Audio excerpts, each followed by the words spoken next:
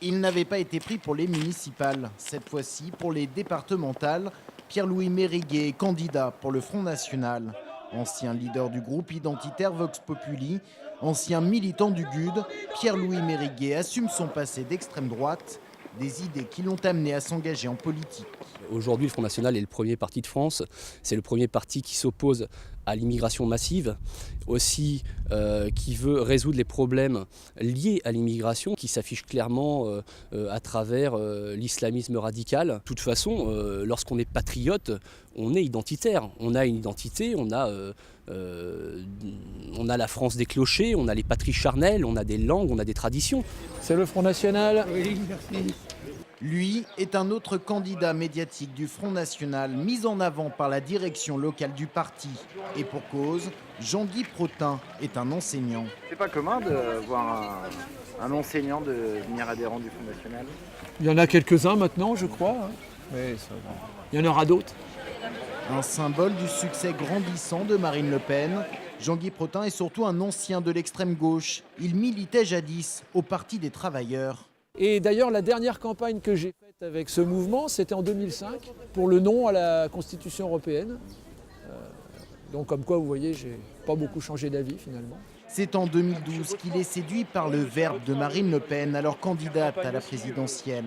Passé au Front National, il dit retrouver les thèmes qui l'ont alors mobilisé au Parti des travailleurs. La souveraineté nationale, la sortie de l'Union européenne, le fait que nous, Français, puissions décider dans notre propre pays. Seule nouveauté, le discours de Marine Le Pen sur l'immigration, auquel il dit adhérer sans aucun problème. Des oranges à manger ou à jus? À jus. Alors c'est de la bio, c'est de l'orange bio. On est sur l'orange à jus. Sylvie Gio est une autre candidate FN pour ses départementales. Son quotidien, celui d'une épicerie qu'elle gère à Langeais avec son mari, en plein cœur d'une zone semi-rurale où le sentiment d'abandon fait les beaux jours du Front National. Le FN des Champs, c'est un peu elle. Je pense. Je défends des valeurs, les valeurs françaises. Je suis attachée j'aime la France, je suis attachée à la France. Je pense qu'il n'y a que Marine qui peut faire passer ces valeurs. Aujourd'hui, l'UMPS sont impuissants devant... ils ne connaissent pas la vraie misère en fait, des Français. Les fins de mois, pour eux, ne sont pas difficiles. Nous, actuellement, on souffre. Un petit côté Nadine Morano, mais jamais d'engagement à l'UMP. Ça doit faire 3 ans qu'on est encarté. Sinon, j'ai toujours pensé Front National depuis très très longtemps. Même à l'époque du père? Même à l'époque du père. Avec certaines inquiétudes par rapport à des propos, mais qui étaient plus provocateurs.